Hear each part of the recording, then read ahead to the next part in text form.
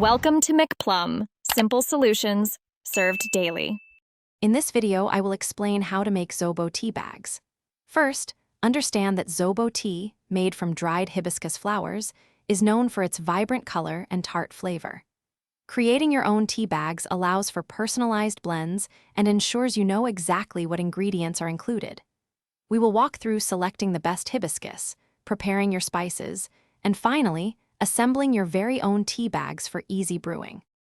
To begin, gather your core ingredients: about 1 cup of dried hibiscus flowers, a 2-inch piece of fresh ginger, and 1 teaspoon of whole cloves.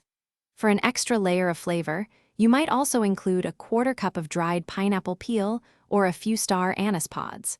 Always ensure your hibiscus flowers are clean. A quick rinse and gentle pat dry will prepare them perfectly for the next steps. If you're enjoying this guide, please hit that like button and subscribe for more helpful videos. And speaking of refreshing drinks, staying hydrated is key, especially when enjoying a warm cup of Zobo tea.